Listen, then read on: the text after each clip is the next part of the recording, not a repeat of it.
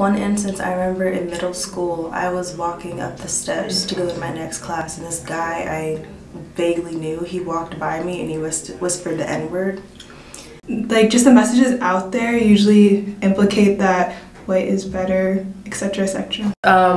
With my friends, actually, I had to educate them on it, but they would ask how come some days my hair seemed curly and other days my hair seemed nappy, and I had to explain to them, like, what do you think is nappy? And they tell me, and I'm like, okay, well, that's not really something you tell people.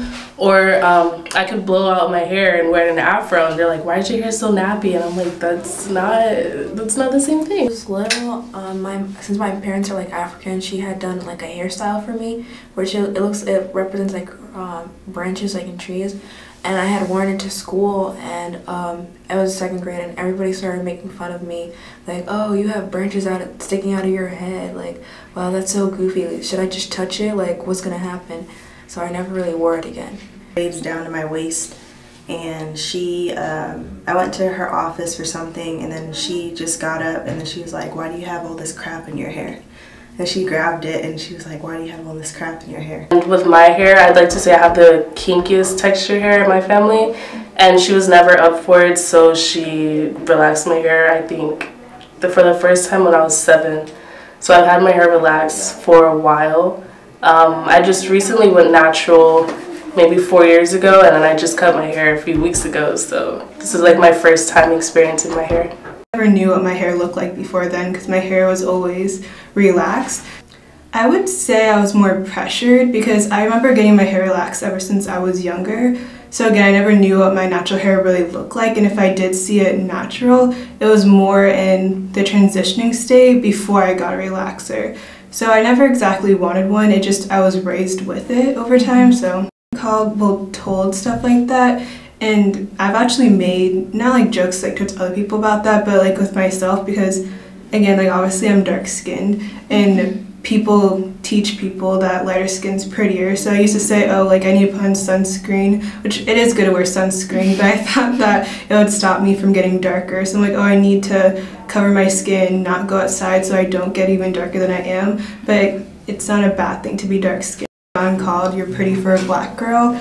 And it's really hard to react to that because it's such a backhanded compliment where you're just like, don't say that. And they're like, wait, I'm still calling you pretty, but like, do you not realize a whole other implication that you're saying black girls are ugly? Yeah. And I still struggle with that, like to this day. Like, how do you respond to that? How do you tell people and sit down and explain to them? Because most people just zone out and not care what you're saying. So like, it's still a compliment, but like, not really when you're calling a whole race of people ugly and that I'm the exception, because they're still just like me. So I think as time progresses on, we're getting more people in media who are darker skinned, who do have natural hair.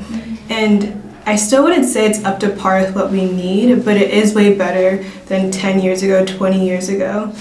Show on MTV called Are You the One? And one of the contestants actually was called out for bleaching her skin, and actually started looking into it, and she did it again because she was bullied for her color, and she used it to like brighten the backs of her elbow or like her kneecaps and stuff. And I honestly considered that, thinking that like it'll be good for me, but it's not worth it with all the health risks and concerns. Her skin complexion starting to be accepted now, like Lupita Nyong'o with her natural hair and everything. So that's a start, but I feel like it shouldn't be, like she shouldn't be the same person on every magazine to be like, oh, it's diverse, because they're just choosing the same person because she's popular. I feel like because when we like do something a certain way, like if we like wear our hair in like cornrows or braids, they're like, people will start calling them ghetto, but then somebody else wears it of a lighter skin complexion, they're like, wow, that's so pretty, what are they called? I feel like you shouldn't be calling something ghetto if you know you're gonna, like, you think it's nice and beautiful and you want to do it yourself. I feel like if it's beautiful to you, you shouldn't be calling it ghetto just because a black person's wearing it, because it's not ghetto to them, it's a part of their culture.